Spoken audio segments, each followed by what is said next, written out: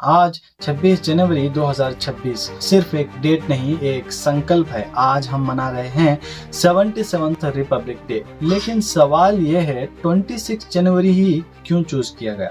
इसका जवाब छुपा है इतिहास के एक बहुत बड़े फैसले में। वो है स्वराज की घोषणा। Lahore Congress session December 1929। 19th of December 1929 Indian national Congress का एक लाहौर सेशन होता है, जिसके प्रेसिडेंट थे पंडित जवाहरलाल नेहरू। इसी सेशन में एक हिस्टोरिक डिक्लेरेशन होता है जिसे पूर्ण स्वराज यानी कंप्लीट इंडिपेंडेंस का नाम दिया जाता है। इसमें कांग्रेस ने ऑफिशियली कहा कि अब भारत ब्रिटिश के अंदर कोई कॉम्प्रोमाइज नहीं करेगा। और इसी डिक्लेरेशन के बाद फैसला होता है कि 26 जनवरी 1930 को पूरे देश में एक स्वराज्य दिवस मनाया जाएगा। लोगों ने उस दिन को ब्रिटिश लॉज का विरोध किया, तिरंगा फहराया और देश के लिए कुर्बानी देने का संकल्प लिया। इसी याद को जिंदा रखने के लिए 26 जनवरी 1950 को इंडियन कॉन्स्टिट्यूशन लागू करने का निर्णय लिया। तो दोस्तों, इसी दिन को रिपब्लिक डे चुना गया। ये जानना जरूरी है कि रिपब्लिक का मतलब क्या होता है। रिपब्लिक यानी देश का जो हेड होता है वो कोई राजा नहीं बल्कि एक नागरिक से चुना गया एक आम नागरिक ही लीडर होता है। संविधान हमें इक्वालिटी, लिबर्टी, फ्रैटर्निटी, जस्टिस देता है। ये सब सिर्फ लिखे हुए शब्द नहीं, ये हर हिंदुस्तानी का हक है, चाहे वो किसी भी धर्म जाति का हो। चलिए आज के दिन एक झलक मुसलमानों पर भी डालते हैं। आजकल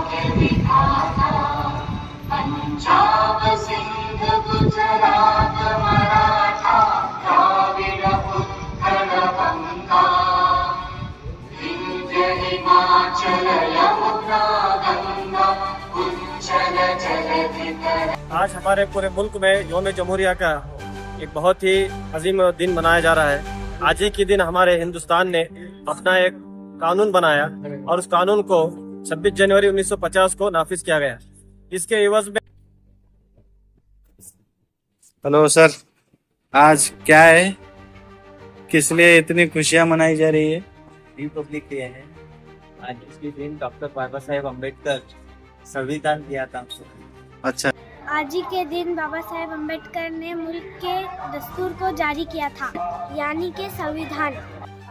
लेकिन सच ये है, देशभक्ति का सर्टिफिकेट किसी धर्म से नहीं मिलता। कॉन्स्टिट्यूशन किसी रिलीजन को सस्पेक्ट नहीं मानता। बाबा साहेब ने एक ऐसा संविधान दिया जो हर एक चीज से न्यूट्रल था। तिरंगा सबका है और भारत देश भी सभी का। आजकल ये गोदी मीडिया हर मुद्दे को कम्युनल एंगल देके हिंदू मुस्लिम करने में लगी रहती है। जैसा कि आप जानते ही, यह है असली हिंदुस्तान जहां सारे सिटीजन एक जगह जमा होते हैं, एक ही तिरंगे के नीचे जमा होते हैं। काश के आज की गोदी मीडिया इसको भी दिखाती, लेकिन इन्हें हिंदू मुस्लिम करने से फुर्सत ही कहाँ मिलती है। खासकर आज के दिन उन भुलाए हुए मुस्लिम हस्तियों को याद करना भी जरूरी है जो फ्रीडम फाइटर्स थे, जिन्हें अक्सर भुला दिया गया। आज जब मुसलमानों के पैट्रियोटिज्म पर कुछ लोग सवाल उठाते हैं तो उन्हें इतिहास उठाकर पढ़ लेना चाहिए कि कुछ मुस्लिम फ्रीडम फाइटर्स जिन्होंने मिट्टी के लिए, इस हिंद की मिट्टी के लिए अपना सब कुछ दांव पर लगा दिया था।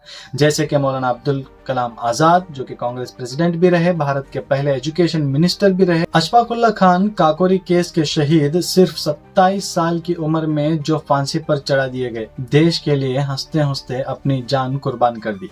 बेगम हजरत महल, जो 1857 के रिवोल्ट की शेरनी मानी जाती थी, और बदरुद्दीन तैयब जी इंडियन नेशनल कांग्रेस के प्रेसिडेंट थे। और भी बहुत सारे उलमाए देवबंद से भी थे, जो कि हर एक ऐसा पेड़ नहीं था जहां पे उनकी लाशें टंगी नहीं गई, जो ब्रिटिश के खिलाफ आवाज उठाई थी इसी देश की आजादी के लिए। भाई किस खुशी में बांटी जा रही है मिठाई? ये मिठाई और नाश्ते का इंतज़ाम 26 जनवरी यौम जमहूरिया के मौके पर किया गया है।